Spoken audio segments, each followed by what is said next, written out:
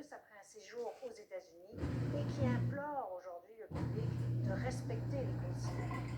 Les précisions de Marie-Michel Lauzon. Tout s'annonçait comme un voyage normal pour Patrick et Sébastien. Le 6 mars dernier, le couple s'envole vers Miami rejoindre des amis avant de se rendre au Texas pour un anniversaire. Au Québec, il y avait un cas. En Floride, il y avait 2 cas.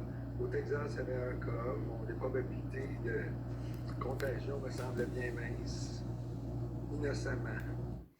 Mais C'est à leur retour, le 16 mars, que tout bascule. que pendant la nuit, on a fait une fièvre, très grosse fièvre. Puis c'est parti. Et là, quand ça part, ça te lâche pas, ça vient par vague. C'est très difficile. Ils prennent alors un rendez-vous pour effectuer un test de dépistage. Le verdict tombe 24 heures plus tard. Les 2 hommes, début cinquantaine et en parfaite santé, ont contracté la COVID-19. Au début, j'avais pas de tout. J'avais mal aux muscles, j'avais mal à la peau. Juste mettre mon pyjama le matin, c'était difficile. Tout est difficile.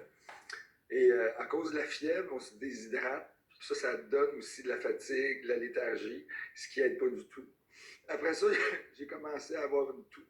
2 semaines après leur retour, incapables de trouver la force de défaire leurs valises. Ils ne comptent plus les nuits blanches causées par la fièvre. Impossible de manger, même la soupe est difficile à consommer. Tu as des nausées parce que tout goûte mauvais, tout te lève le cœur. Fait que tu manges pas, fait qu'évidemment, tu ne récupères pas des forces.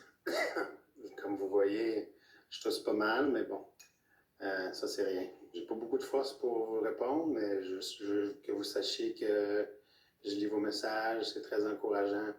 Sébastien était trop malade pour nous parler aujourd'hui. C'est par l'intermédiaire des réseaux sociaux qu'il tente de rassurer sa famille et ses amis. Pour mon copain, c'était violent. Dès le départ, lui, il est alité depuis presque 10 jours. Il a fait un marathon l'an dernier. Là, hier, il était moins pire, mais jusqu'à dernièrement, monter les marches, il montait une à la fois. Une à la fois. C'est pas juste une grippe. Même une main vraiment mauvaise va durer 5 jours, 6 jours. Là, ça fait 10.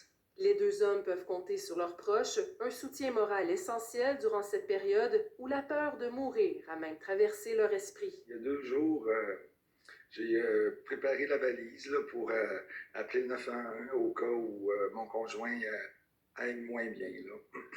Mais Patrick garde espoir, un espoir par contre fragile puisque son état tarde à s'améliorer. Il implore du même coup la population à respecter les consignes de distanciation sociale et d'isolement. 6 mois, mon copain, on est des personnes très en forme avant la maladie, puis on souffre autant. Je vois pas comment les personnes déjà un peu souffrantes vont réussir à passer à travers cette épreuve-là. Ici Marie-Michel Lauzon.